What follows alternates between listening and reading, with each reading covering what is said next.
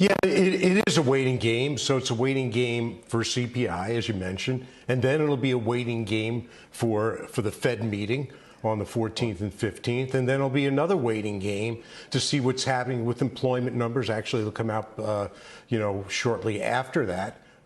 In terms of what wage inflation is. So this is one of the most data-driven markets that I can recall. It's almost going back to, like 15 or 20 years ago when every move in the market hung on what the jobs number was going to be.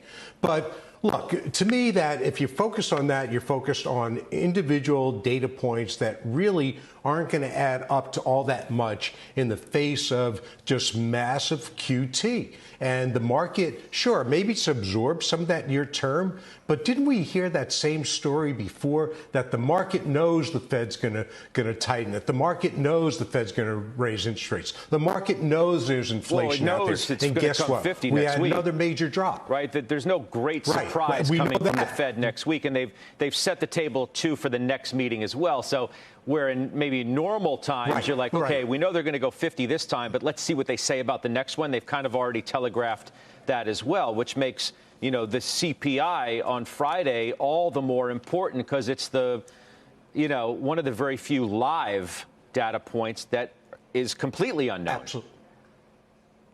Right, absolutely. But what's also unknown, even though I think we've seen it directionally with the companies you mentioned, Microsoft and Target, and that's earnings. So we can talk about the market being a 17 PE now and that being reasonable. Number one, it's still above the long-term historical trend. And number two, if you think you have any idea what the earnings is going to be this quarter and going forward, you're mistaken. Take a look at Target, a very well-run company. How long ago did they report, only to come out with another adjustment tomorrow? And Microsoft, frankly, I'm still bothered by that pre-announcement. Here you have a declining dollar versus the euro with 1 month left in the quarter where anything could happen, and you come out and you pre-announce a 3% differential on your earnings within the range, by the way, makes no sense. I think it hides a bigger issue. So with more people working from home and companies less inclined to upgrade home systems, that I think that Microsoft no longer has that cushion we're used to seeing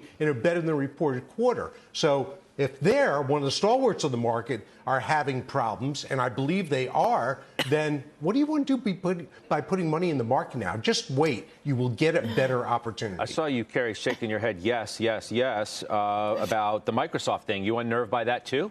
Well, this is the sort of market that we're going to see, an economy, because of Ukraine, because of interest rates, because of the dollar, that we're going to see some dislocation in earnings. I don't think it was that surprising, but it's interesting that Microsoft is down just a smidge and Target is up today. And the fact that the market somehow is, looking beyond what they said yesterday. They heard it all 2 weeks ago, a week ago. The bad news is in the stock. 30% down is a lot, Steve. And I can believe that people who've been waiting on the sidelines now think the worst news is out there on Target and we can make some purchases. So I think what you're saying is factual and sensible, but I disagree that it's something you have to just stay away from. I think these are opportunities on names like Target. Yeah. That's right, because Pete would make the argument. I'm not disagreeing on Target.